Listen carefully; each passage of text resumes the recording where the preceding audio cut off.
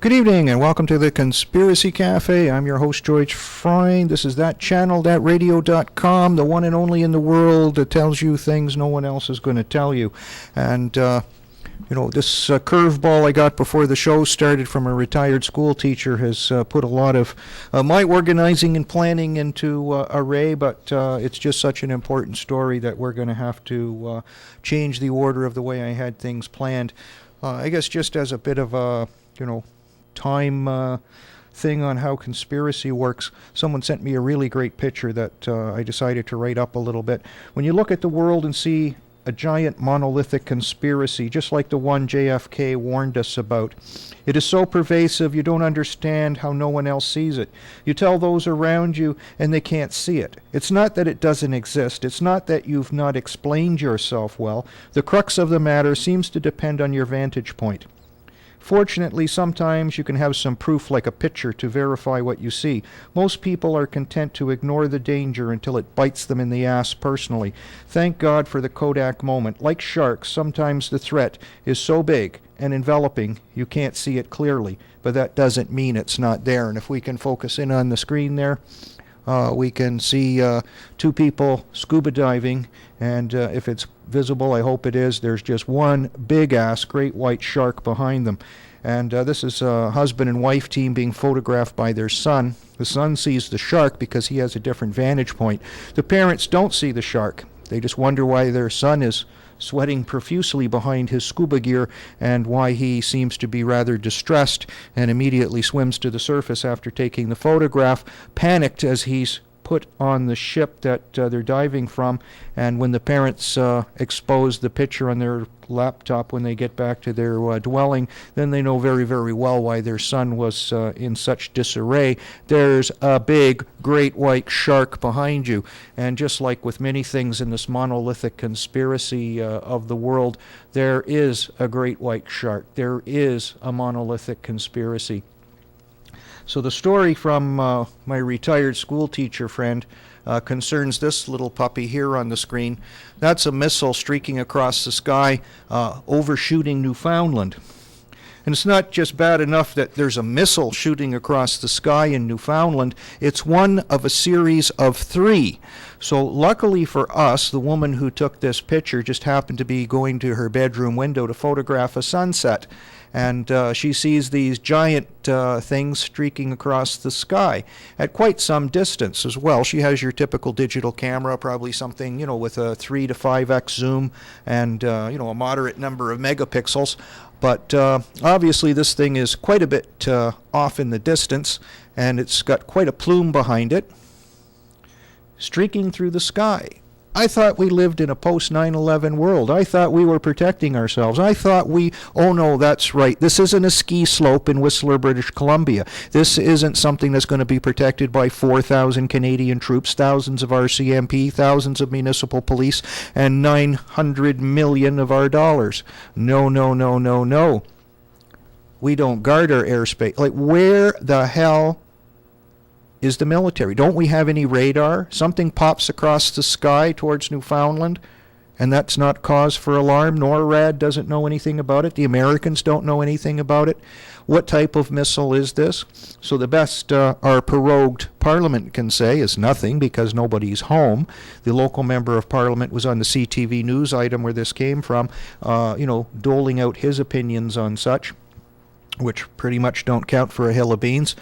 And, of course, they do contact the Prime Minister's office. And Lord Harper in Davos, Switzerland, for the big meeting of the financial gurus, just said, this is probably some kid's rocket. And as Maxwell Smart used to say, I find that rather hard to believe. In fact, I would find it hard to believe that those were a bunch of kids at one of the local universities' rocket club, because I think they'd be smart enough to realize when you're flying in airspace like that, you are a threat to the navigation of civilian airliners, and they could have a little impact. So, Mr. Harper, who is protecting this country? Who is looking after us? Where is the military? I'm sure you're probably not going to know or even tell us, because you're so wrapped up in photographing old women and seeing what's in their gotchis when they go on the airplane. No one's caring the slightest damn about what's going on in the real world with real militaries, real weapons.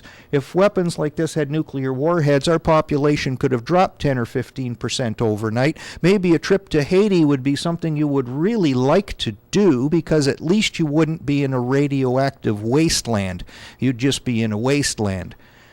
So I'm quite amazed. Anyway, we do have one thing going on with the Canadian military that I know of, and if we can zoom in on the screen again, we can see this picture here of Operation Nanook 09, and that's HMCS Toronto with the Red Ship, which is a Coast Guard vessel, up in the Arctic practicing, taking over territory up there. You see the little boats come steaming ashore with our reserve forces up there with the Canadian Indians. So were they, that's the only possible excuse I can find, is were they sending something in their general direction just to see if these boys are alert and on the ball and can spot missiles coming in. As I understand it from some of the sources I looked at, the French actually did this to us last year or the year before. And, they actually launched a missile from one of their submarines over our airspace without telling us. Vive la France, I guess. Not something you do to your friends, I don't think.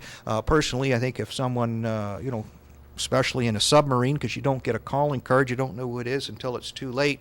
Like, what in tarnation would you be doing shooting a missile at an allied nation and such? But, once you see that puppy coming out of the water, you don't know who it is, you don't know what it is, and you don't know where it's going. I would hope that, the billions and billions of dollars we pump into defense, that we have someone at a radar screen and we have some capacity to make sure that we're not obliterated from the human race. But I guess that's just a little too much to ask from the Bilderberg King. He's too busy looking at old ladies' underwear as they go into the airports ordering these stupid x-ray machines and such and such and such. Like, this is just an abomination, a total abomination. I can't see, like, a government should be brought down for such carelessness, and to have a haphazard response that you don't know and you don't care who's firing missiles over our territory. Like, it's all, any hostile nation in the Middle East, if we even have any, what could do is just buy an old surplus diesel electric Russian submarine that you can probably get on Russian eBay, and steam that smoky critter across the ocean blue, park it nearby Canada, and just take out the East Coast with something that goes pop in the night. So, and I'm either disappointed at our American friends too, because if they didn't pick up on this either, there ain't no hope in hell for you guys, because Osama and his flying carpet could come back anytime and kick your ass, and there isn't going to be much you can do about it. So anyway, that's the big breaker for the start of the show. I say I just found it shocking. It's, I wish I could be in Parliament to prorogue our pierogi Prime Minister and just say, like, what the hell are you people doing? There's got to be somebody, we got a big base in Gander and an airport there. Like, somebody's got to be on a radar screen to say, hey, look at all these blips just coming across the sky. Whoa, isn't that nice? Well, I guess it's the Newfie screech. But that's the way it goes. Anyway, we've missed a lot of news over the last little while dealing with some issues, and we'll get into some of the little sidebar stories quickly just so that they get mentioned so people can look them up and follow them. The Vatican Bank has been designated as one of the top 10 money laundering destinations, $200 million through an Italian creditor, according to a report I have here. So this has ranked the Bank of the Vatican ahead of Bahamas, Switzerland, and Liechtenstein in banking secrecy. So we see, they're still on the ball. Big media, what can we do with them? Nothing much, except put them out of business. So, I hope in time people will realize how important it is to change that channel. It's like if you go to a poison well, just because you're thirsty, it's not going to stop the poison from going into your body. So why do you keep going back to some of these mainstream manipulators? Story coming out of the States, it's a rehash. They're playing the left-right paradigm that doesn't exist, but this time it's the left's turn. So a letter from Ely Light gets around in a lot of big American newspapers. It's seen in the Philadelphia Daily News, the San Francisco Examiner, and a few other newspapers.